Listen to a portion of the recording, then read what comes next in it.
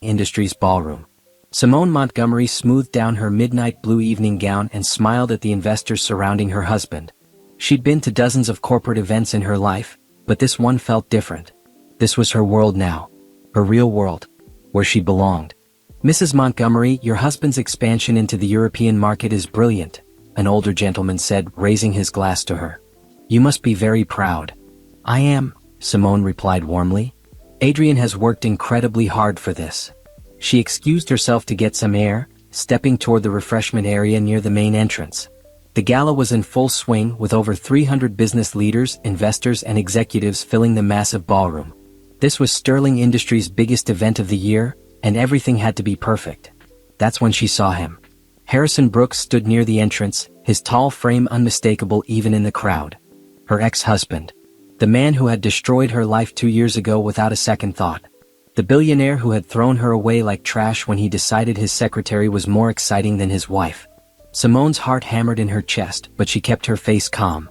She'd known there was a chance she might see him eventually. The business world was smaller than people thought. But she hadn't expected it tonight. Not here. Not at Adrian's event. Harrison's eyes scanned the room with that familiar arrogance she remembered too well. He was looking for someone important, no doubt. Someone who could save his failing company. She'd heard through industry connections that Brooks Technologies was hemorrhaging money and investors. Their eyes met across the room. Simone saw the moment of recognition flash across his face, followed immediately by something ugly. Contempt. That same look he'd given her the day he told her she was worthless. That she'd been nothing but a pretty accessory for his arm. That Clarissa was everything she could never be. She turned away, refusing to let him see any emotion on her face. She was not that broken woman anymore. She was Simone Montgomery now. Wife to Adrian Montgomery, CEO of Sterling Industries.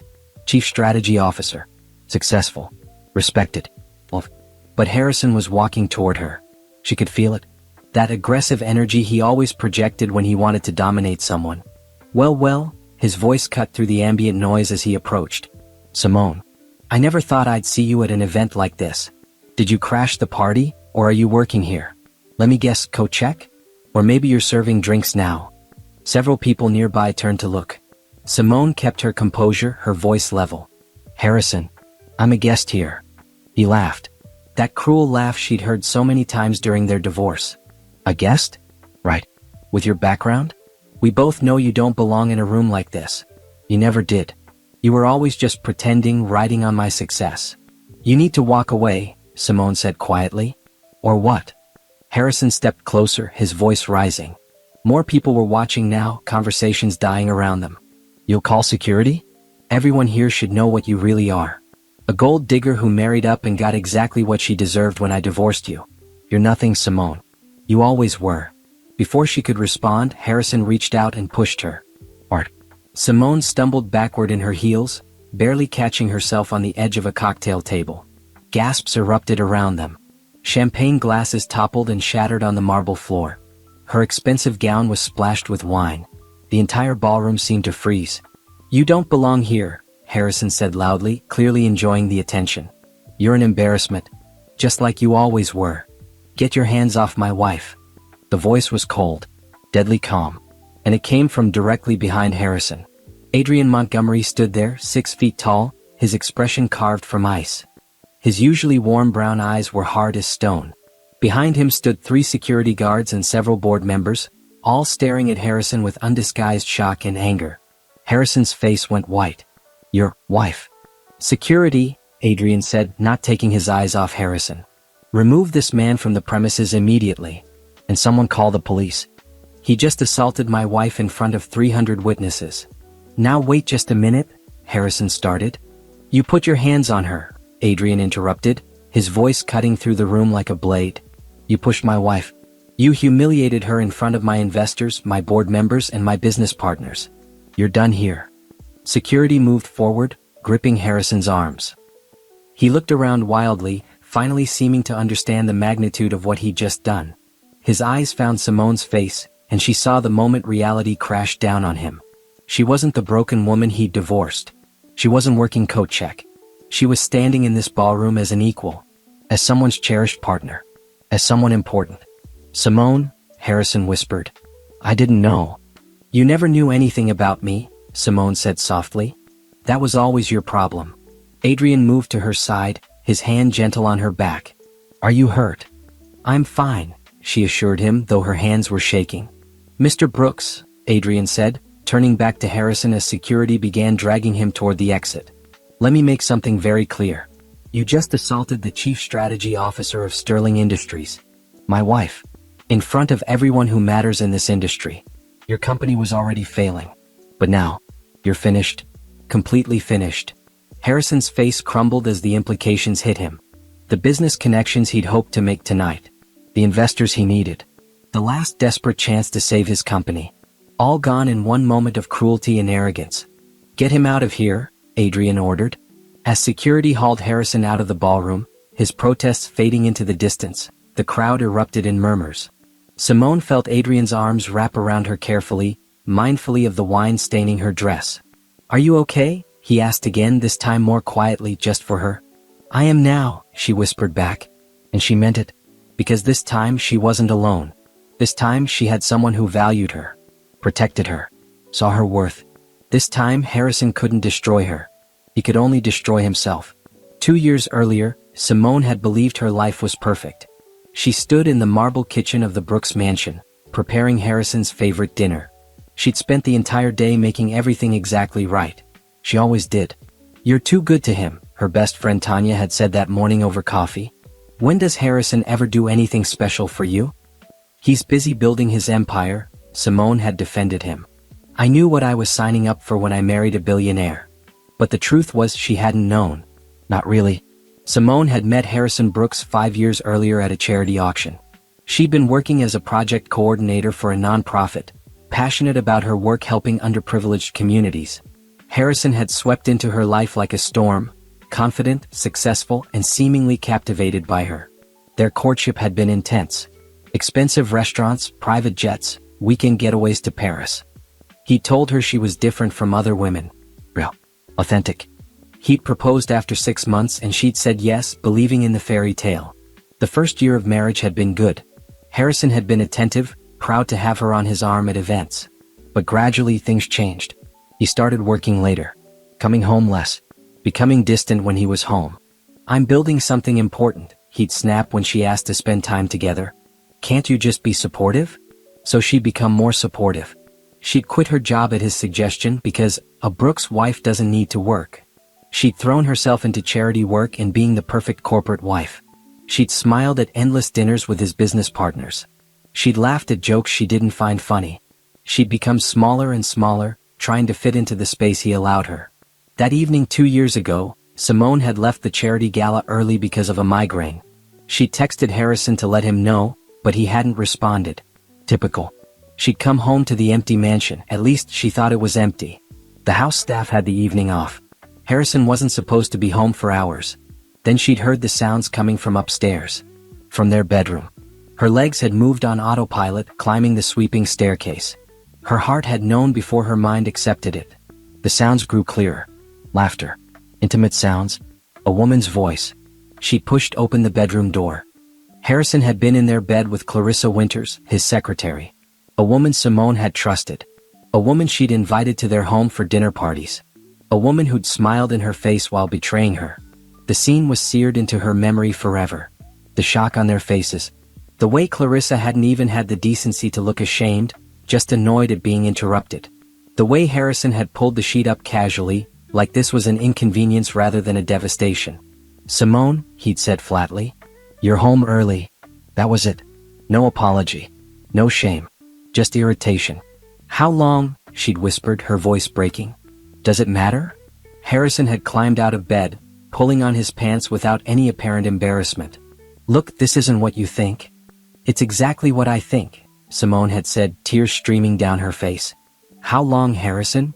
Clarissa had smirked. Actually smirked. A little over a year. A year. While Simone had been planning their anniversary party. While she'd been supporting his business expansion. While she'd been loving him with everything she had. Get out, Clarissa, Harrison had said, his eyes on Simone. Are you sure, baby? Clarissa had purred, running her hand down his chest. I said get out. After Clarissa left, taking her time getting dressed while Simone stood there frozen, Harrison had turned to her with cold eyes. "I want a divorce," he'd said simply. "What?" Simone had felt like she was drowning. "Let's not drag this out. We both know this marriage was a mistake. You're just not what I need. Clarissa understands me. She understands my ambitions. You've always been too soft, too needy, too ordinary." Each word had been a knife. Simone had stood there, her whole world collapsing, while the man she'd loved tore her apart with casual cruelty. "I gave you everything," she'd whispered. "You gave me nothing I couldn't get anywhere else," Harrison had replied. "You were good for my image for a while. The sweet nonprofit girl who made me look like a good guy. But I'm past needing that now. I need someone who can match my ambition. That's Clarissa." "You're a monster," Simone had said, finding her voice. "I'm practical," Harrison had corrected. "My lawyers will contact you tomorrow. You signed a prenup, so don't expect much. You can keep your jewelry and whatever personal items you want. But everything else is mine. This is my home too." "No," Harrison had interrupted. "It's my home. You just lived here. And now you're done living here. I want you out by the end of the week." Simone had packed a bag that night and gone to stay with Tanya. She'd cried for 3 days straight. Then she'd stopped crying and started fighting. But Harrison had been ready. His lawyers were ruthless. They painted her as unstable, vindictive, a gold digger who trapped Harrison into marriage. They froze her bank accounts. They turned their mutual friends against her with carefully planted stories. Clarissa had moved into the mansion the week after Simone left. Posted photos on social media of herself in Simone's home, wearing Simone's designer clothes, living Simone's life. The divorce had taken 6 months to finalize. 6 months of legal warfare. 6 months of Harrison systematically destroying everything she'd built. He'd called in favors to make sure she couldn't get hired at any major nonprofit in the city. He'd spread rumors that she was difficult to work with, mentally unstable, a leech. By the time the divorce was final, Simone had nothing. Almost no money, no job, no reputation, no friends in their old circle. She'd signed the papers in a small lawyer's office, her hands steady even though she wanted to scream. "You're making a mistake," Harrison's lawyer had said smugly. "You could have negotiated for more if you'd been reasonable." "I don't want his money," Simone had said quietly. "I just want to be free of him." And she'd walked out of that office with her head held high, carrying only her dignity and her determination to rebuild. She'd had no idea that she'd rebuild into something Harrison could never touch. That she'd become someone he couldn't destroy. That 6 months later, she'd meet a man who would show her what real love looked like. The lawyer's office was cold. Simone sat in an uncomfortable chair across from Harrison's legal team, 3 men in expensive suits who looked at her like she was garbage. "Mrs. Brooks," the lead attorney, a man named Patterson, said with false sympathy. "Let's discuss the settlement." "There's nothing to discuss," Simone's lawyer, Janet Torres, said firmly. "My client signed a prenuptial agreement. She's aware she's not entitled to any of Mr. Brooks's premarital assets or business holdings. However, she is entitled to fair compensation for." "Fair compensation?" Patterson laughed. "For what? Being married to one of the wealthiest men in the state for 4 years?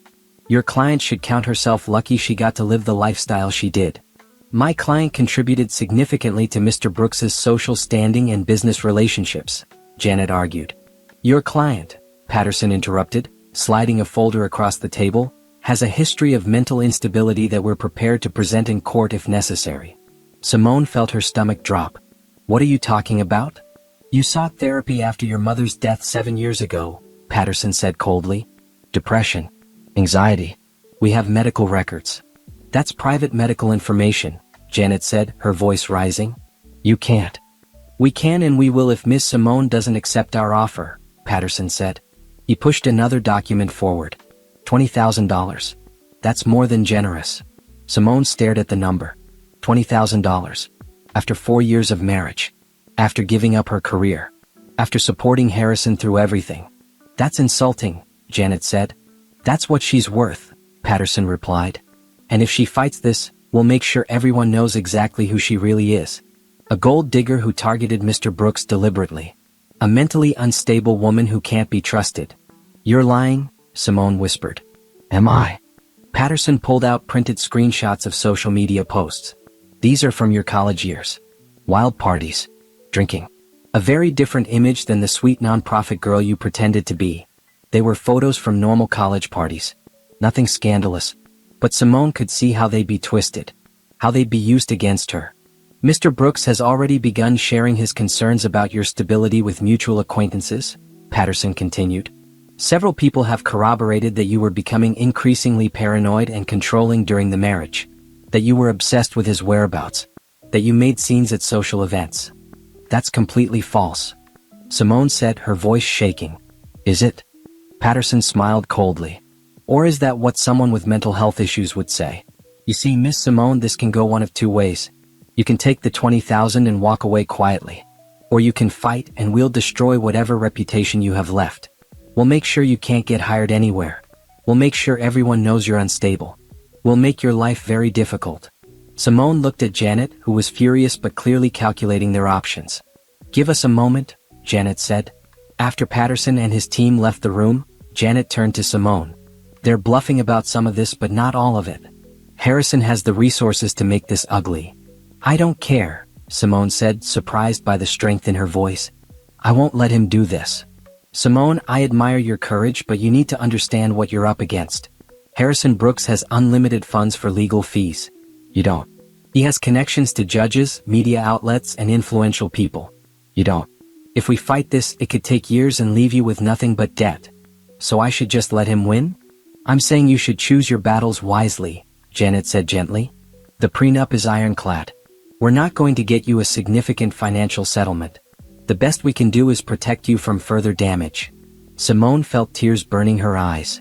So he gets to destroy my life and face no consequences? I didn't say that, Janet said. I said we need to be smart. Take the settlement. Get out cleanly. Then rebuild your life. Living well is the best revenge, Simone. Trust me on this. The next 3 months were hell. Harrison's team froze Simone's credit cards, which had been in his name. They contested every small request she made. They dragged out paperwork. They scheduled hearings and then postponed them, forcing Simone to take time off from the temporary job she'd finally found at a small nonprofit. And the rumors started spreading. Simone would walk into a room and conversation would stop. Former friends avoided her calls. She showed up at a charity event she'd helped organize for years, and the chairwoman pulled her aside. Simone, I think it's best if you don't attend this year, the woman said, not meeting her eyes.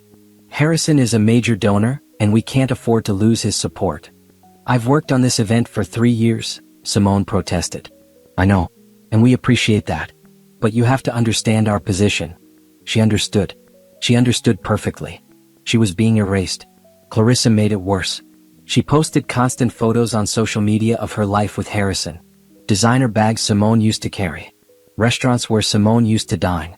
Even the bedroom that used to be Simone's, completely redecorated but recognizable. One photo caption read, "Finally with a real man who appreciates a woman who matches his ambition. Some girls just can't keep up." Tanya wanted to respond, to defend Simone publicly, but Simone stopped her. "It's what they want," she said. "They want me to look bitter and crazy. I won't give them that satisfaction." But privately she was breaking. She'd moved into a small studio apartment in a less expensive part of town. She was working at a nonprofit that paid barely above minimum wage. She ate ramen most nights. She cried herself to sleep. The final divorce hearing was quick. Harrison didn't even attend, he sent his lawyers. Simone sat in the courtroom and signed her name on the documents that ended her marriage. "Do you have anything you'd like to say?" the judge asked. Simone looked at Patterson and his team. She thought about Harrison, probably at his office or with Clarissa, not even bothered enough to show up. "Yes," she said quietly. "I hope he gets exactly what he deserves." Patterson smirked. "Is that a threat?" "No," Simone said. "It's a prediction." She walked out of that courthouse with $20,000, her personal belongings and her freedom. It didn't feel like much, but it was hers. That night, sitting in her tiny apartment, Simone made a decision. She wasn't going to let Harrison define her. She wasn't going to stay in this nonprofit sector where his influence could follow her. She was going to reinvent herself completely. She was going to build something Harrison could never touch. She was going to succeed in a way that made all his cruelty meaningless. She opened her laptop and started researching business programs, career changes, anything that would help her start over. She didn't know it yet, but that was the night she started becoming Simone Montgomery. The woman who would make Harrison Brooks regret every cruel word. The woman who would rise so far above him that he'd look like an ant from her view. 6 months after the divorce, Simone barely recognized her own life. She'd sold most of her designer clothes and jewelry to pay for a 6-week intensive business certification program. She'd moved her belongings into storage and crashed on Tanya's couch while she rebuilt herself from nothing. The program had been brutal. Accounting, business strategy, market analysis, project management, all crammed into 6 weeks of 12-hour days. But Simone had absorbed every lesson like her life depended on it. Because it did. "You're the most driven person in this program," her instructor had told her on the last day. "Companies would be lucky to have you." Simone had applied to 73 positions. She'd received 68 rejections, 5 interviews, and finally one offer. Sterling Industries. Project manager position. Decent salary. Room for growth. She'd accepted before they finished making the offer. Her first day at Sterling Industries, Simone had stood in front of the gleaming office building and taken a deep breath. This was it. Her fresh start. Her new life. No one here knew about Harrison or the divorce or any of it. She was just Simone Davis. She'd gone back to her maiden name, a project manager ready to prove herself.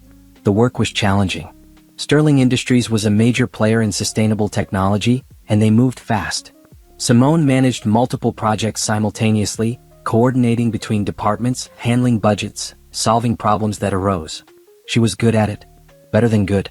Within 3 months, her supervisor pulled her aside. "You're exceeding expectations," he'd said. "I'm putting you on the Scandinavia expansion project. It's high profile. Don't let me down." Simone hadn't let him down. She'd coordinated the entire expansion flawlessly, bringing the project in under budget and ahead of schedule. Her work caught the attention of the executive team. That's how she'd ended up at the leadership retreat in Colorado. The retreat was held at an exclusive mountain resort. 50 of Sterling Industries' top performers, brought together for 3 days of strategic planning and team building. Simone had felt out of place at first, surrounded by executives and senior managers. She was still relatively new, still rebuilding her confidence. But during a breakout session on market expansion, she presented an idea about targeting emerging markets in Southeast Asia. Her presentation had been thorough, backed by data, and offered a fresh perspective. After the session, a tall man with warm brown eyes and a thoughtful expression had approached her. "That was impressive," he'd said, extending his hand. "Adrian Montgomery." Simone had recognized the name immediately. CEO of Sterling Industries. The man who ran the entire company. "Thank you, Mr. Montgomery," she'd stammered. "Adrian, please. And I mean it. That Southeast Asia strategy is exactly the kind of innovative thinking we need. Would you have time to discuss it further? Maybe over dinner tonight?" That dinner had changed everything. Adrian wasn't like Harrison at all. He'd asked questions and actually listened to the answers. He'd wanted to know about her background, her ideas, her perspectives. He'd been impressed by her work, not her appearance. He'd seen her mind before anything else. "I grew up poor," Adrian had told her over dessert. "My father was a factory worker. I built this company from nothing because I understood that success comes from hard work and smart strategy, not from looking down on people. That's why your idea resonated. You're thinking about how to help communities while building business. That's rare." They talked for 3 hours. About business, about life, about their views on success and failure. "I was married," Adrian had said at one point. "My wife passed away 4 years ago. Cancer. We have a daughter, Riley. She's 8. Being a single parent and running a company is complicated." "I can imagine," Simone had said softly. "I'm divorced. It was difficult. Do you want to talk about it?" And surprisingly, she had. She told him a simplified version: the cheating, the ugly divorce, the rebuilding. She hadn't mentioned Harrison's name or how cruel it had been. But Adrian had seemed to understand anyway. "Anyone who couldn't see your worth is a fool," he'd said simply. Over the next few months, Adrian had sought out Simone's input on various projects. He'd promoted her to senior project manager. He'd invited her to strategy meetings. And slowly, carefully, their professional relationship had developed into friendship. "Riley wants to meet you," Adrian had said one day 6 months after the retreat. "She's heard me talk about this brilliant woman at work and she's curious." Meeting Riley had been nerve-wracking. Simone had no experience with children. But Riley had bounded up to her with unbridled energy and announced, "Dad says you're really smart and you helped him with the Asia thing. Are you as smart as he says?" "I don't know," Simone had laughed. "How smart does he say I am?" "Really, really smart. Like genius level." "Well, I don't know about genius. Do you like pizza?" Riley had interrupted. Because Dad's making pizza tonight and he's terrible at it, but I didn't want to hurt his feelings. But if you think it's bad too, maybe he'll believe it. Simone had looked at Adrian, who was trying not to laugh. The pizza had indeed been terrible. But the evening had been perfect. Adrian had walked Simone to her car that night. Riley likes you, he'd said. She's picky about people. So that means something. I like her too, Simone had admitted. She's wonderful. So are you, Adrian had said softly. Then he'd asked the question that had been building between them for months. Would you like to have dinner with me? Not as colleagues. As more than that. Simone had been terrified. The last relationship had destroyed her. But Adrian wasn't Harrison. Adrian was kind. Genuine. Real. Yes, she'd said. I'd like that very much. Their first real date had been at a small Italian restaurant, nothing fancy. Adrian had shown up with flowers and opened her car door and asked about her day. He'd been nervous, which she'd found endearing. I haven't done this in a long time, he'd admitted. Dating. It's terrifying. I know what you mean, Simone had said. They'd taken things slowly. Adrian never pushed. He respected her boundaries. He introduced her to Riley gradually, making sure everyone was comfortable. He was thoughtful and patient and everything Harrison hadn't been. At work, they'd been professional. No one knew they were dating. Simone had insisted on maintaining that boundary, wanting to prove herself on her own merits. After a year of dating, Adrian had proposed. Not at a fancy restaurant or public event, but in his living room while Riley was at a sleepover. Just the two of them, honest and real. I love you, he'd said simply. I love your strength and your intelligence and your kindness. Riley loves you. I want to build a life with you. Will you marry me? Simone had cried. Happy tears this time. Yes. The wedding had been small and private. Just close friends and family. Riley had been the flower girl, beaming with joy. It was nothing like Simone's first wedding. That huge, expensive show that had been all about appearances. This was real. This was love. This was home. When she'd signed the marriage license as Simone Montgomery, she'd felt like she was claiming her real identity for the first time. The first 3 months of marriage were an adjustment. Not because things were difficult, but because they were so different from everything Simone had known before. Adrian actually wanted to spend time with her. He came home for dinner. He asked about her day and listened to the answer. He valued her opinions on everything from business decisions to what color to paint Riley's room. I think you should be more involved in the strategic planning side of Sterling, Adrian said one evening as they cleaned up after dinner. Riley was upstairs doing homework. Your insights are consistently some of the best I hear. I don't want anyone thinking I'm getting special treatment because I'm your wife, Simone said carefully. You're not getting special treatment. You're getting recognition for being brilliant. Adrian dried a plate and put it away. But I understand wanting to maintain clear professional boundaries. What if we structured it so you're reporting directly to the COO, not to me? That way there's separation. That could work, Simone admitted. Also, Adrian continued, I've been thinking about expanding your role. Not because you're my wife. Because we need someone with your strategic mind in a higher position. But I wanted to check with you first. Make sure you're comfortable with that level of visibility. Visibility. That was the concern. The more visible she became, the more likely it was that people from her past would make the connection. Would see that Simone Davis, the failure Harrison had discarded, was now Simone Montgomery, successful executive. I'm not ashamed of my past, Simone said slowly. But I also don't want to deal with the drama it might bring. You don't have to decide now, Adrian said. Just think about it. That weekend, they'd taken Riley to the Science Museum. Watching Adrian explain exhibits to his daughter, seeing how patient he was with her endless questions, Simone felt a wave of gratitude. This was what family looked like. What love looked like. This quiet, normal, beautiful life. Simone, can I ask you something? Riley said as they walked through the space exhibit. Of course. Can I call you Mom? I mean, if you want. If it's okay. Simone's throat tightened. She looked at Adrian, who was watching with gentle eyes. I'd really like that, Simone said softly. Riley had hugged her then, and Simone had felt something broken inside her begin to heal. At work, Simone continued to excel. She'd taken on a leadership role in the Southeast Asia expansion. Her original idea from the retreat was now a major company initiative. She managed a team of 15 people and coordinated with international partners. You're doing incredible work, the COO Margaret Chin told her during a review.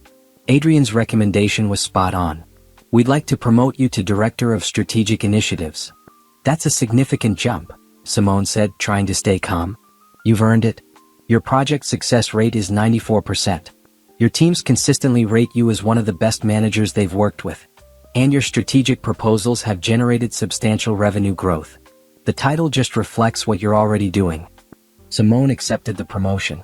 With it came more responsibility, a better office, and unfortunately, more visibility.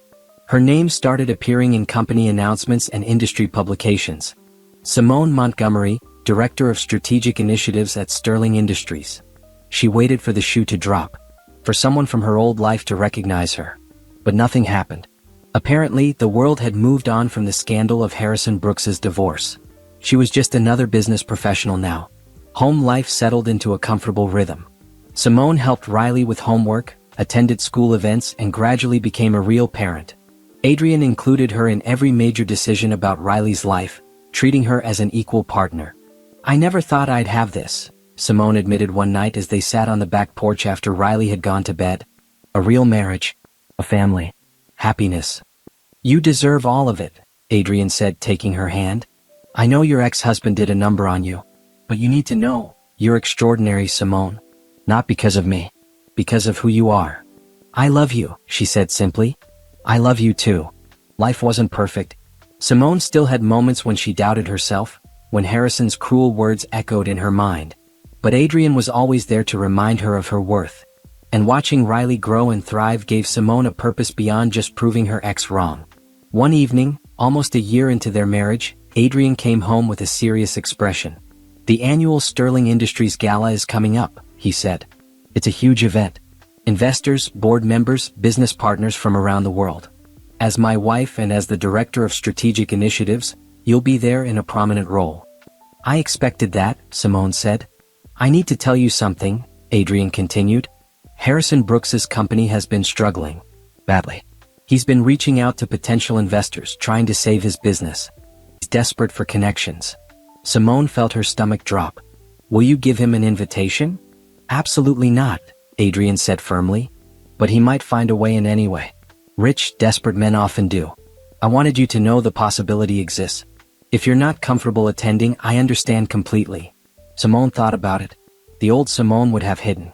Would have avoided any possibility of seeing Harrison. But she wasn't that woman anymore. I'll be there, she said. I'm not going to hide from him. I'm not going to let him have that power over me anymore. You're sure? I'm sure. Adrian pulled her close. If he does show up and causes any problems, he'll regret it. You have my word on that. Simone believed him. But she also knew she could handle Harrison now. She wasn't his victim anymore. She was Simone Montgomery. She was strong. She was successful. She was loved. She was everything Harrison had tried to convince her she could never be. The gala was 3 weeks away. Simone bought a beautiful midnight blue evening gown. She had her hair styled. She prepared herself mentally for the possibility of seeing the man who had destroyed her old life. But she wasn't scared. Because that man no longer had any power over her. He was about to find that out the hard way. Harrison Brooks stared at the financial reports spread across his desk and felt panic rising in his chest. Brooks Technologies, the company his father had built and he'd inherited, was hemorrhaging money at an alarming rate. How did this happen? He demanded, glaring at his CFO. Sir, the decisions made over the past 2 years have been problematic, the CFO said carefully.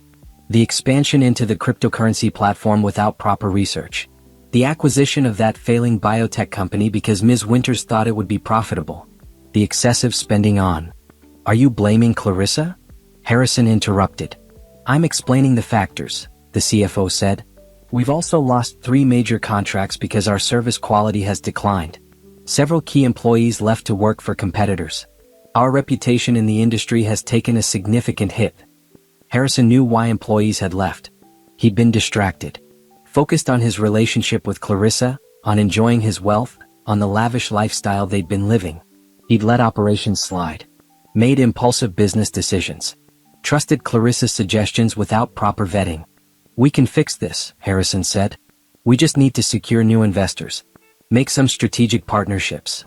Sir, we've approached every major investor in our usual network. No one wants to touch us right now. Our stock price has dropped 43% in 6 months.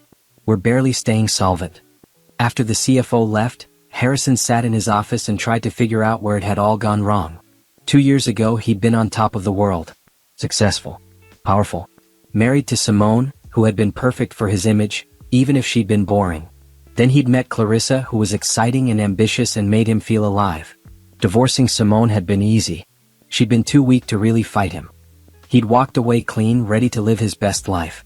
Except his best life was falling apart. Harrison. Clarissa's voice cut through his thoughts. She swept into his office in a designer dress that had cost $15,000. I want to go to Dubai next month. Lauren and Trevor are going, and I'm not going to be left out. We need to cut back on expenses, Harrison said, rubbing his temples. Cut back. Clarissa laughed. You're a billionaire, Harrison. We're not cutting back on anything. The company is having some cash flow problems.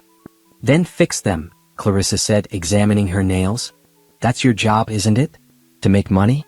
I didn't sign up for this relationship to live like some middle-class nobody. Clarissa, I'm serious. Things are tight right now. She looked at him with cold eyes. Then maybe you should work harder. Your father built this company from nothing. Are you telling me you can't even maintain it? The comparison to his father stung. His father had been a ruthless businessman who'd built Brooks Technologies into a powerhouse. Harrison had always felt like he was living in his father's shadow, trying to prove himself worthy of the inheritance. I'm doing my best, Harrison said defensively. Your best isn't good enough, Clarissa said. I've been looking into investment opportunities. Sterling Industries is hosting their annual gala next month. All the major players will be there. If you could partner with Adrian Montgomery, it would solve all our problems. Sterling Industries is way out of our league right now, Harrison said. So get in their league, Clarissa snapped. Or I swear, Harrison, I'll find someone who can actually provide the lifestyle I deserve. She left, slamming the door behind her. Harrison slumped in his chair. This wasn't how things were supposed to be. Clarissa was supposed to be his perfect match, his ambitious partner. But lately all she cared about was money and status. She barely wanted to be around him unless he was spending money on her. He missed. No. He wasn't going to think about Simone. That weak, boring woman who'd never understood him. Who'd been content with charity work and quiet dinners. Who'd never pushed him to be more. Except she had pushed him, hadn't she? She'd supported every decision, helped him network, made him look good at social events. She'd been the foundation that had let him focus on business. But he'd thrown her away because Clarissa had seemed so much more exciting. Harrison shook off the thoughts and focused on the immediate problem. He needed investors. He needed connections. Clarissa was right about one thing.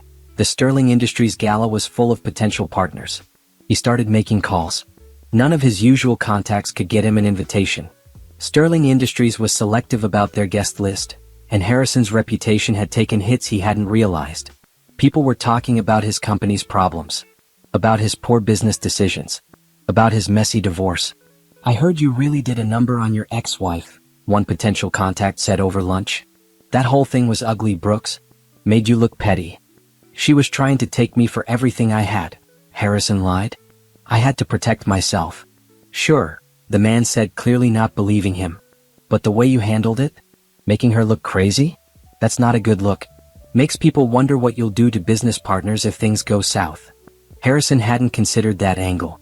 He'd been so focused on winning the divorce, on punishing Simone for daring to question his affair, that he hadn't thought about how it made him look professionally. Anyway, the contact continued, I can't help you with Sterling Industries. Sorry. Harrison kept trying. He pulled every favor he had. Finally, 3 weeks before the gala, he managed to secure an invitation through a business acquaintance who owed him money.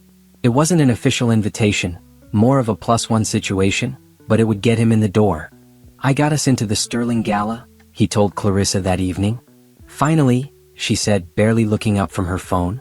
I need a new dress. Something that makes a statement. Clarissa, I said we need to watch our spending. And I said I need a new dress. Unless you want me to show up looking poor?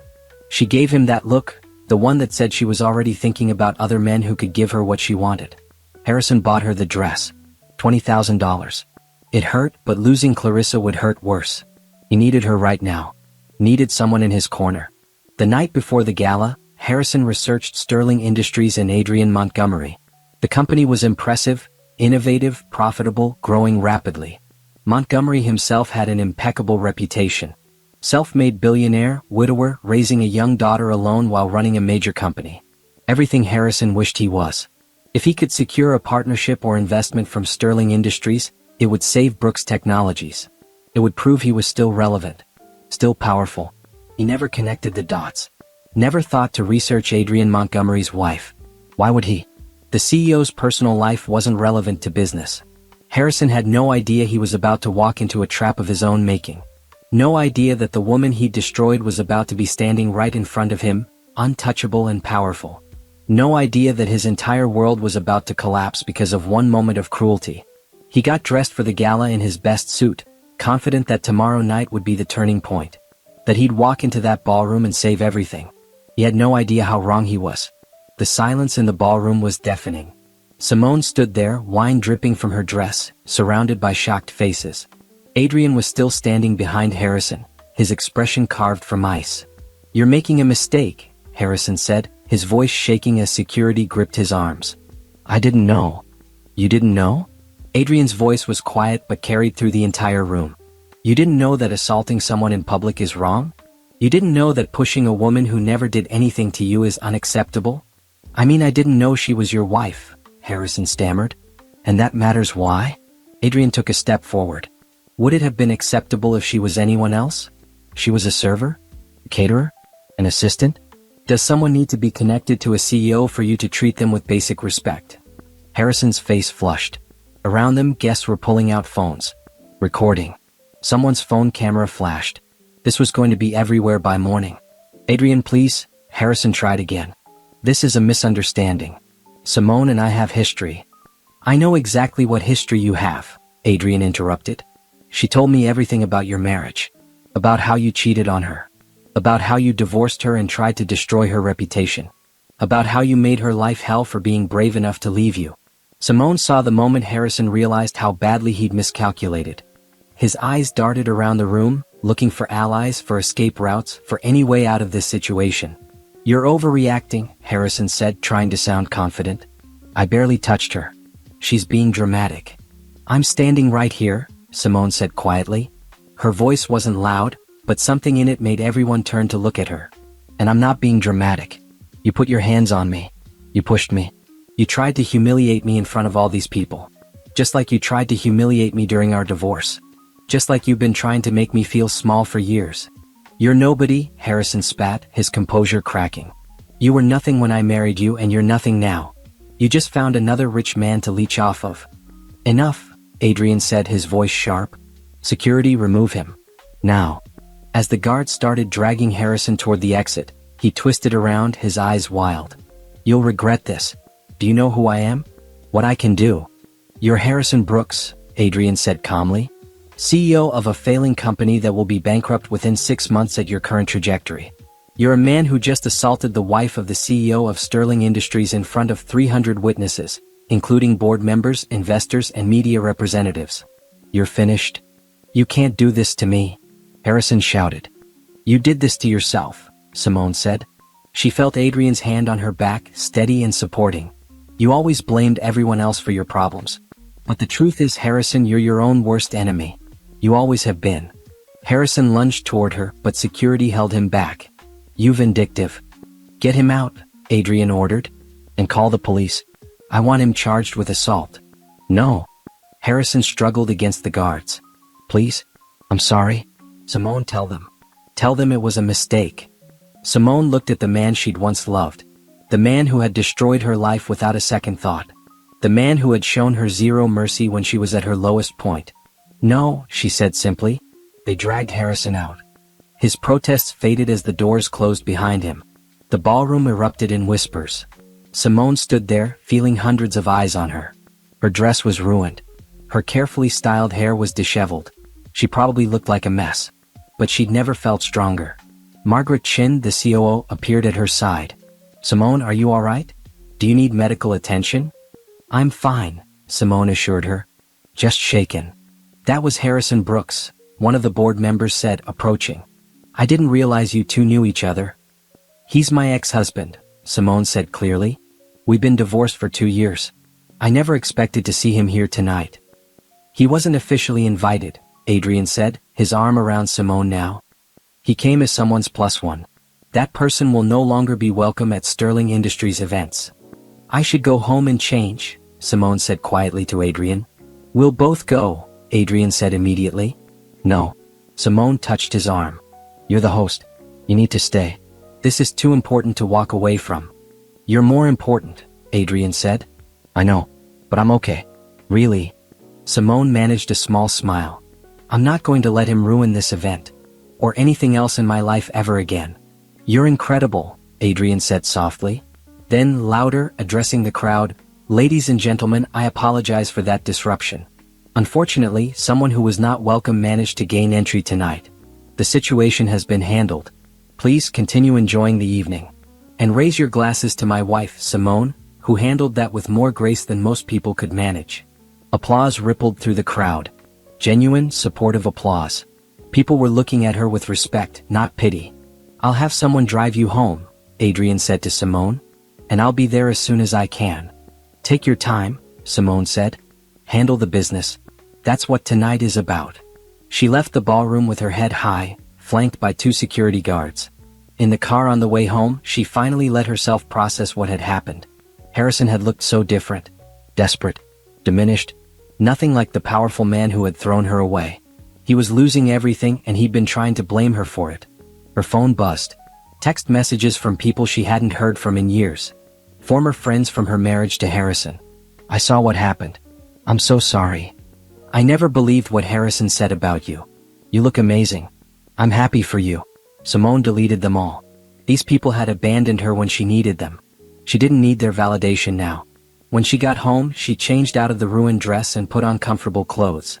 Riley was at a sleepover, so the house was quiet. Simone made herself tea and sat on the couch, thinking about how differently this night had ended compared to how she'd imagined it. She'd been prepared to see Harrison from a distance. Maybe exchange cold, polite nods. Move on with her evening. She hadn't expected him to be so bold, so cruel, so desperate. But she also hadn't expected to feel so strong, so sure of herself. The old Simone would have crumbled, would have been humiliated, would have run away. The new Simone had stood her ground, had faced him without fear, had let him expose his own ugliness to everyone who mattered. When Adrian came home 2 hours later, Simone was still on the couch.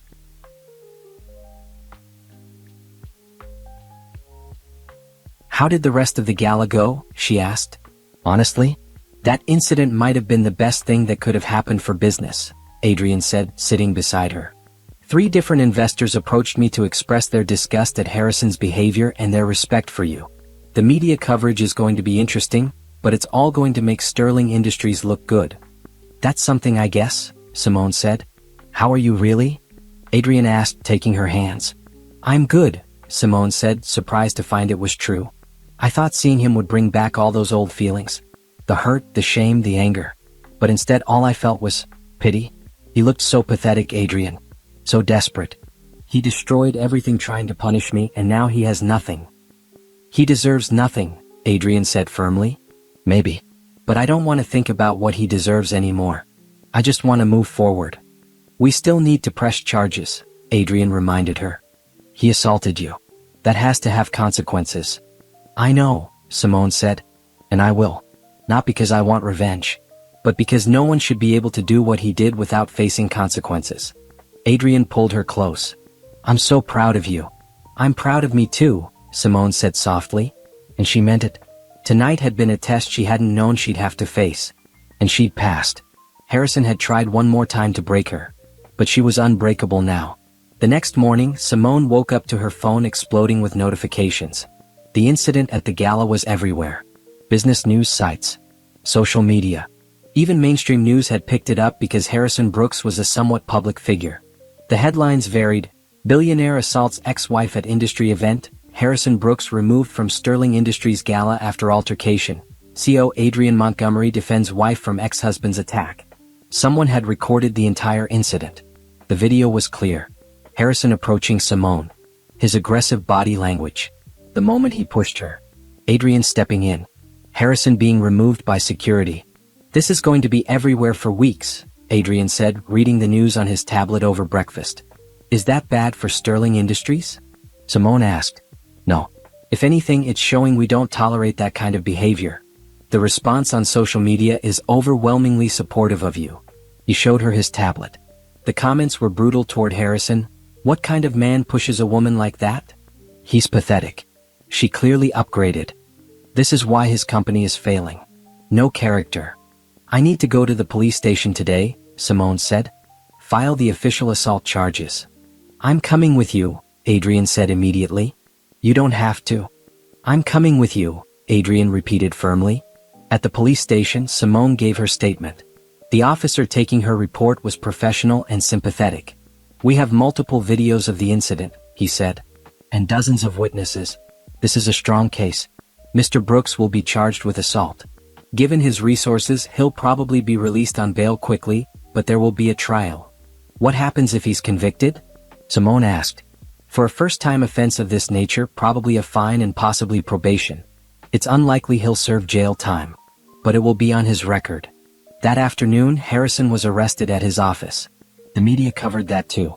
Photos of Harrison in handcuffs being led out of Brooks Technologies headquarters. His lawyers worked fast. He was released on bail within hours. But the damage was done. Sterling Industries issued an official statement. We have zero tolerance for violence or harassment of any kind. Harrison Brooks is permanently banned from all Sterling Industries properties and events. We stand fully behind our Director of Strategic Initiatives, Simone Montgomery, and will support her completely through the legal process. The statement was picked up by every major business publication. Then the floodgates opened. Former employees of Brooks Technologies started coming forward. A Reddit thread started, "My experience working for Harrison Brooks." The stories were damning. He screamed at his assistant until she cried, then fired her for being too emotional. He demanded we work through holidays but took month-long vacations. He blamed everyone else when his decisions failed. The affair with his secretary was the worst-kept secret. He'd make out with her in his office with the door open. More business news followed. Investigations into Brooks Technologies' financial practices. Questions about some of his business dealings that might have crossed ethical lines. I didn't start this, Simone told Tanya on the phone. I just filed assault charges. You didn't need to start it, Tanya said. You just opened the door. Everyone's been waiting for someone to stand up to him. Now they feel safe telling their stories. 3 days after the gala, Clarissa Winters posted on social media. A long, dramatic post about how she was heartbroken to discover the true nature of the man I loved, and how she was moving on to find someone who truly values me. She's leaving him, Adrian observed, reading the post. Probably found out how bad his financial situation really is. She only wanted his money, Simone said. Now that he's losing it, she's gone. A week later, the photos appeared. Clarissa at an expensive restaurant with Theodore Hartman, another billionaire. She'd already moved on. The preliminary hearing for the assault charges was scheduled for 3 weeks out. Harrison's lawyers tried everything to get the charges dropped or reduced. They offered settlements. They claimed it was a misunderstanding. They suggested Simone was motivated by revenge. Simone's lawyer, a fierce woman named Patricia Williams, shut down every attempt. My client was assaulted in front of hundreds of witnesses, Patricia stated firmly in court. There's video evidence. There's no misunderstanding. Mr. Brooks committed a crime, and he needs to face the consequences. The judge agreed. The case would proceed to trial. Throughout all of this, Simone maintained her normal life. She went to work. She came home to Adrian and Riley. She attended Riley's soccer games and helped with homework. She refused to let Harrison's final act of aggression consume her life. But she also refused to back down. His lawyers called again, Patricia informed her. They're offering a substantial settlement if you'll drop the criminal charges. We're talking 7 figures. No, Simone said immediately. You don't want to hear the amount? I don't care about the amount. This isn't about money. This is about making sure he understands that actions have consequences. That he can't just buy his way out of everything. Some victims would take the money, Patricia said carefully. I'm not some victim anymore, Simone said. I'm someone who's making sure this doesn't happen to anyone else. The trial was set for 2 months out. In the meantime, more of Harrison's world fell apart. Major clients terminated their contracts with Brooks Technologies. Investors pulled out completely. The company's stock became essentially worthless. Board members resigned. Key employees left for competitors. The company that Harrison's father had built was imploding. You're destroying him, Tanya said during lunch one day. I'm not destroying him, Simone corrected. I filed legitimate charges for a crime he committed. Everything else, the business failures, the lost relationships, the reputation damage, that's all him. Those are the consequences of years of treating people terribly. Still, Tanya said, it must feel good to watch him lose everything. Simone thought about it. It doesn't feel as good as I thought it would. Mostly I just feel free. Like I'm finally closing that chapter of my life for good. 2 weeks before the trial, Harrison's lawyers made one final attempt. They requested a meeting with Simone directly, claiming Harrison wanted to apologize in person. Absolutely not, Adrian said when Patricia told them about the request. Actually, Simone said slowly, I want to hear what he has to say. Simone. Not alone, she clarified. With Patricia and you present. In a controlled environment. I want to hear his apology. Or whatever he thinks passes for an apology. The meeting was arranged at Patricia's office. Harrison arrived looking like he'd aged 10 years in 2 months.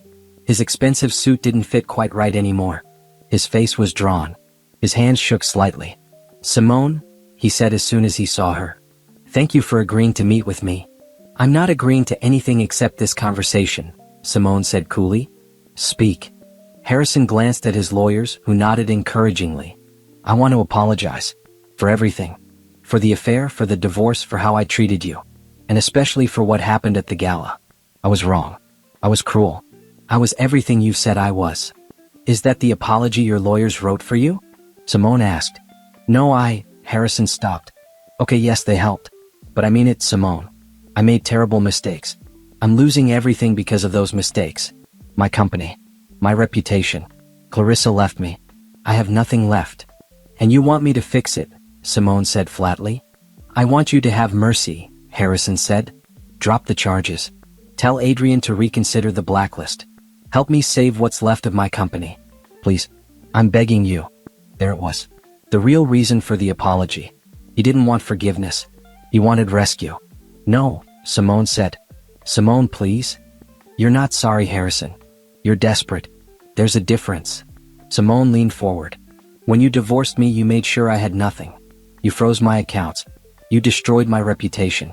You turned people against me. You made my life hell because I had the audacity to be hurt by your betrayal. I know.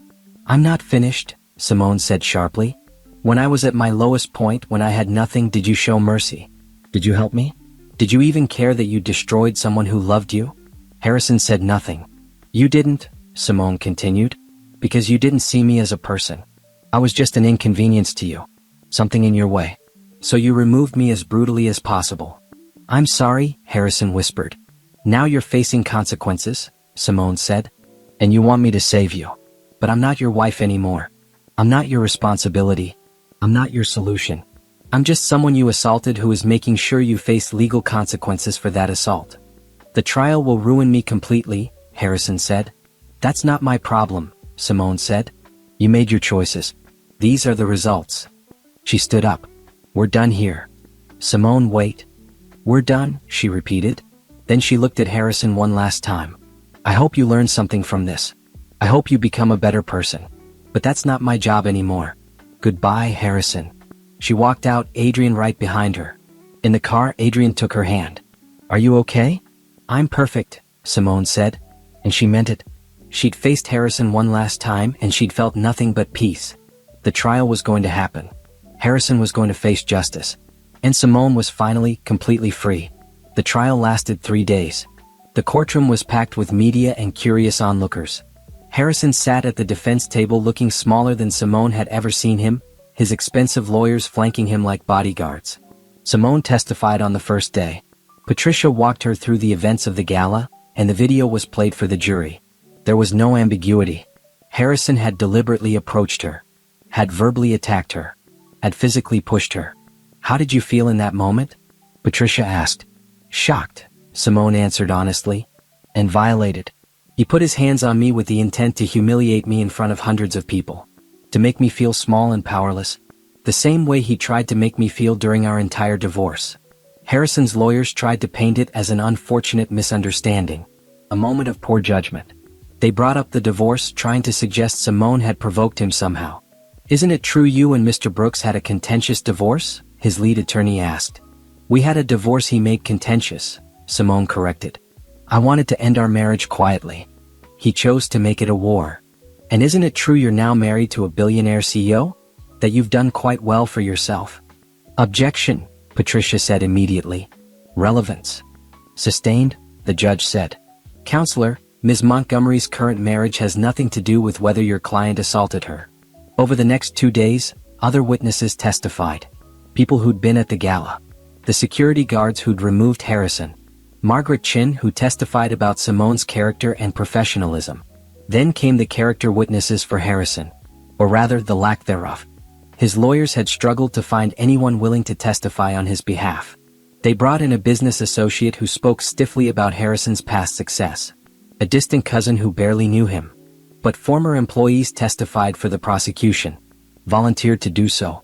They told stories of Harrison's temper, his tendency to blame others, his pattern of aggressive behavior. He once threw a stapler at an assistant's head, one former employee testified. When it missed and hit the wall, he made her clean up the mess and apologized to him for making him angry. The jury heard it all. The pattern of behavior that made the assault at the gala not an isolated incident but part of who Harrison was. On the third day, Harrison took the stand in his own defense. His lawyers had advised against it, but he'd insisted. He needed to tell his side. I made a mistake, Harrison said, his voice carefully modulated. I saw my ex-wife at an event and old emotions came up. Anger about how our marriage ended. I acted inappropriately and I regret it deeply. So you admit you pushed Ms. Montgomery? The prosecutor asked on cross-examination. There was contact, yes, Harrison hedged. But I didn't intend to hurt her. What did you intend? I just wanted her to understand. Understand what, Mr. Brooks? That you were angry with her? That you wanted to humiliate her in front of her colleagues and her husband? No, You said, and I quote from multiple witnesses, you don't belong here. You're an embarrassment. Is that correct? Harrison's jaw tightened. I was upset. And when you're upset, you put your hands on people? You push them? That's not what Answer the question, Mr. Brooks. When you're upset, is it acceptable to physically assault someone? No, Harrison admitted quietly. The jury deliberated for 4 hours. When they returned, the verdict was clear, guilty. Harrison's face crumbled as the judge read the verdict. He truly believed he'd somehow get away with it. That his lawyers would save him. That his money and status would protect him. But they hadn't. Sentencing was set for 2 weeks later. Harrison received a fine of $50,000, 2 years of probation, mandatory anger management classes, and a permanent restraining order keeping him away from Simone. Do you wish to make a statement? The judge asked Simone after sentencing. Simone stood. Yes, Your Honor. I want to thank the court for taking this seriously. Assault is assault, regardless of the relationship between the people involved. I hope Mr. Brooks uses this time to reflect on his actions and become a better person. But mainly, I hope other people who've been treated the way he treated me see this and know they don't have to accept that treatment. Thank you. As Simone left the courthouse, reporters swarmed. She prepared a brief statement with Patricia. Justice was served today, Simone said calmly. I'm grateful to the jury and the justice system. Now I'm going home to my family. That was it. No gloating. No celebration. Just closure. The business fallout continued. Within a month of the trial, Brooks Technologies filed for bankruptcy. The company that had been in Harrison's family for 30 years was gone. The assets were liquidated to pay creditors and legal fees. Harrison's mansion was seized by the bank. His cars were repossessed. His investment accounts were frozen and emptied to pay debts. He'd been a billionaire. Now he was unemployed and essentially broke. Several of his former executives approached Sterling Industries for positions. Simone personally interviewed 3 of them. Why did you stay at Brooks Technologies as long as you did? She asked one candidate. Honestly? Fear, the man admitted. Harrison had a reputation for destroying people who crossed him. But after seeing how you stood up to him and won, it gave the rest of us courage to leave. Sterling Industries hired 2 of the 3, bringing fresh talent and insider knowledge into the company. Clarissa, meanwhile, had moved on completely. She was engaged to Theodore Hartman within 3 months, flashing a massive ring on social media. She never publicly commented on Harrison's downfall, but she'd scrubbed all photos of him from her accounts. Tanya sent Simone a screenshot of Clarissa's engagement post. She doesn't waste time. She never did, Simone replied. She knew exactly what she wanted. Unfortunately for Harrison, what she wanted was never him. Just his money. Do you think he understands that now? I don't know, Simone said honestly. But it's not my problem anymore. 3 months after the trial, Simone was at work when Patricia called. Harrison has requested permission to send you a letter, Patricia said. The restraining order prohibits direct contact, but he can petition the court for permission to send a written communication. You have every right to refuse.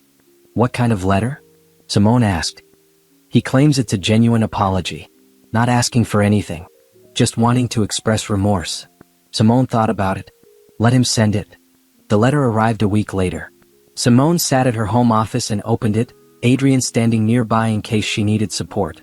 The letter was handwritten on plain paper. No expensive stationery. No company letterhead. Dear Simone, I wanted to say something I should have said 2 years ago. I'm sorry. Not because I'm losing everything, though I am. Not because I need something from you, I don't. But because I genuinely understand now what I did to you.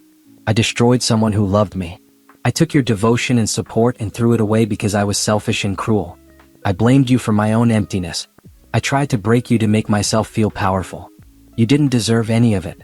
You were a good wife, a good person, and I was too arrogant and blind to see it. I'm not asking for forgiveness. I don't deserve it. I'm just saying I'm sorry. I'm sorry for the affair, for the divorce, for the public humiliation, for putting my hands on you at the gala, for every cruel word and every heartless action. You've built a beautiful life without me. You've succeeded beyond anything I could imagine. And you did it all while I was actively trying to tear you down. I hope you're happy. I hope you never think of me again. You deserve all the good things life has to offer. I'm working at a consulting firm now. Entry-level position. I'm starting over at the bottom. Maybe that's what I needed. A chance to rebuild without my father's company and reputation to hide behind. I'm not the man you married anymore. I hope I'm not the man who assaulted you at the gala anymore either. I'm trying to be better. That's all. Just wanted you to know I'm sorry and I'm glad you're happy. Harrison. Simone set the letter down. She felt nothing. No anger. No satisfaction. No pain. Just a quiet sort of peace. What do you think? Adrian asked. I think he finally understands what he lost, Simone said. But you know what? It doesn't matter. This letter doesn't change anything. It doesn't undo the harm. It's just words. Do you want to respond? No, Simone said simply. He doesn't deserve my time or energy. Not even enough to reply. She filed the letter away in a drawer and never looked at it again. Harrison Brooks was finally, truly out of her life.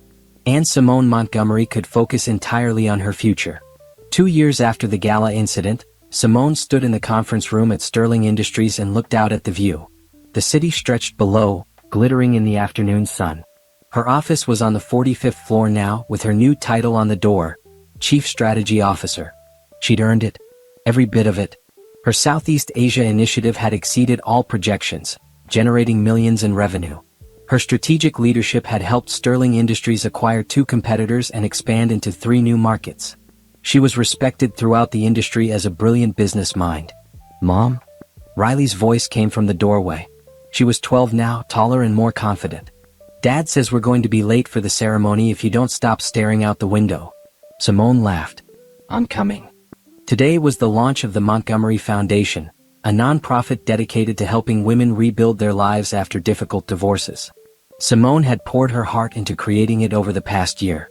The foundation offered career counseling, legal support, temporary housing assistance, and job placement services. Too many women lose everything in divorce because their husbands have more resources, Simone had explained to the board when proposing the foundation. I want to change that. I want to make sure no woman has to go through what I went through. Sterling Industries had donated the seed funding. Adrian had insisted. Your story, your foundation, he'd said. I'm just supporting you. The launch ceremony was held at a beautiful event space downtown. Over 200 people attended. Business leaders, potential donors, and several women who'd already been helped by the foundation's early programs. Simone stood at the podium looking out at the audience. She saw Adrian and Riley in the front row, both beaming with pride. She saw Tanya, who'd stuck by her through everything. She saw colleagues from Sterling Industries who'd become real friends. Thank you all for being here, Simone began. 2 years ago I was at rock bottom. I'd lost my marriage, my reputation, my financial security, and my sense of self-worth. I felt like my life was over. like I'd never recover. She paused, letting the memory wash over her without pain. But I did recover. With the help of good people and a lot of hard work, I rebuilt my life into something better than I'd ever imagined possible. And I realized, if I could do it, other women can too. But they need support. They need resources. They need someone to believe in them when they can't believe in themselves. Applause rippled through the audience. The Montgomery Foundation exists to be that support system, Simone continued. We're here to tell women that their lives aren't over, that they can rebuild, that they can thrive. That divorce doesn't define them, what they do next defines them. After the ceremony, a woman approached Simone. She was in her 30s, dressed nicely but with uncertain eyes. Ms. Montgomery? I'm Rebecca. I'm one of the women your foundation helped. 3 months ago, I was sleeping on my sister's couch, convinced I'd never have a career or a life of my own again. Your career counselors helped me identify my skills. Your legal team helped me navigate my divorce settlement. Last week, I started a new job as a project manager. Because of you. Simone felt tears prick her eyes. Because of you, she corrected gently. You did the work. I just helped open some doors. You did more than that, Rebecca said. You showed me it was possible. That was everything. That was the whole point. Later that evening, Simone and Adrian dropped Riley off at a friend's house and went for a walk through the city park where they'd had their first real date. Are you happy? Adrian asked, taking her hand. More than I ever thought possible, Simone admitted. Sometimes I still can't believe this is my life. That I get to wake up next to you every day. That I have Riley. That I have work I love and the chance to help other people. You deserve all of it, Adrian said firmly. You're the strongest person I know, Simone.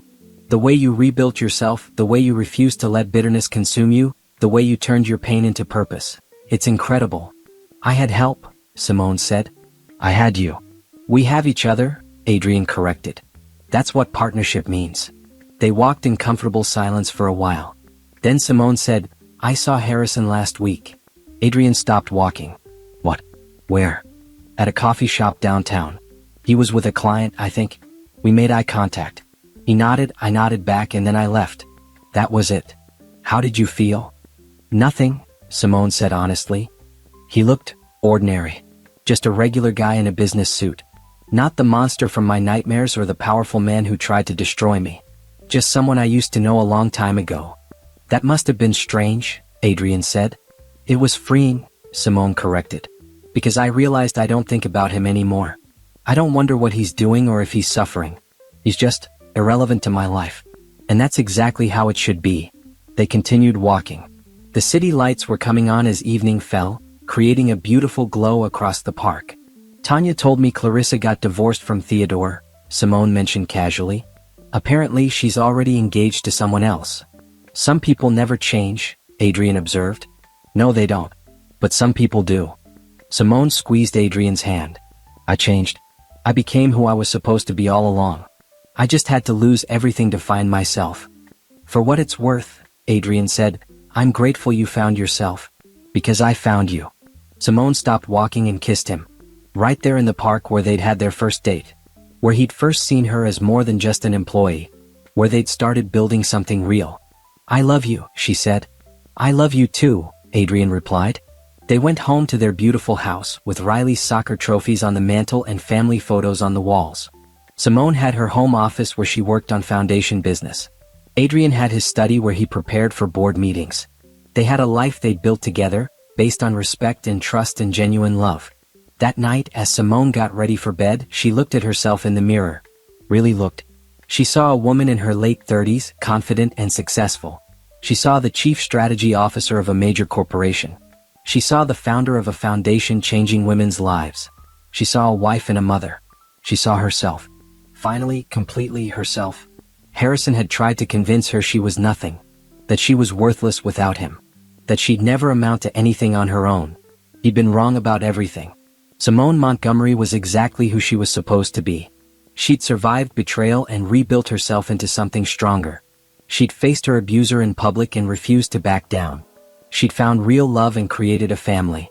She'd succeeded beyond anyone's expectations. She'd won. Not because Harrison had lost, though he had. But because she'd built a life so full and rich and meaningful that Harrison's opinion of her meant nothing. His attempts to destroy her had failed completely. She'd risen above every obstacle he'd placed in her path. And now she was helping other women rise too, breaking the cycle, proving that divorce wasn't an ending but a new beginning. As Simone turned off the light and climbed into bed next to Adrian, she felt complete peace. The past couldn't hurt her anymore. The future was bright with possibility. She'd done more than survive. She'd thrived. And that was the best revenge of all, building a life so beautiful that the person who tried to break you becomes completely irrelevant. Harrison Brooks was a footnote in her story now. A painful chapter that had led to something better. But Simone Montgomery? She was the whole story. The hero. The survivor. The victor. And her story was far from over. It was just beginning. You know, before I end this video, I want to talk to you for a moment.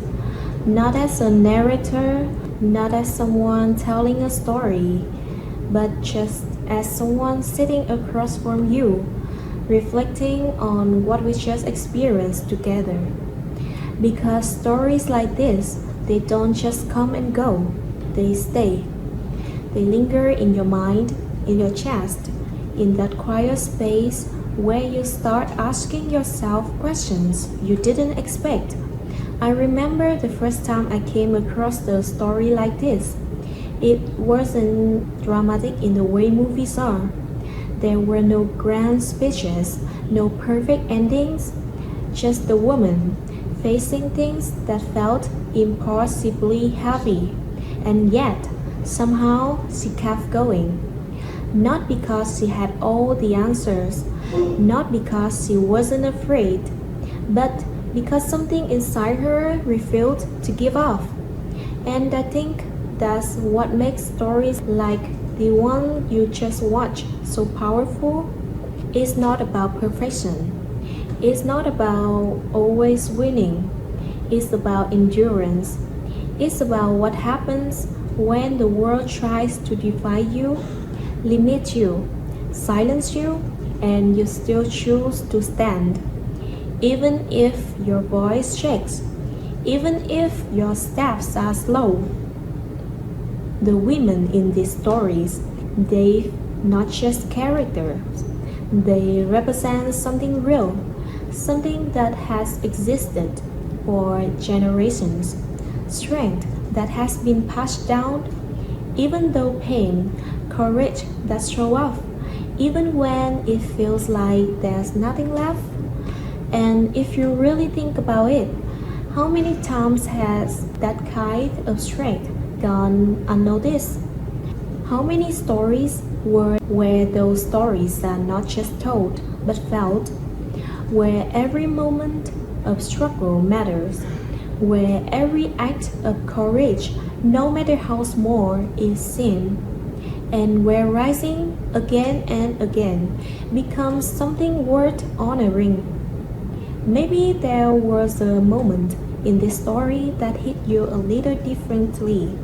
Maybe it reminded you of someone you know. Maybe it reminded you of yourself.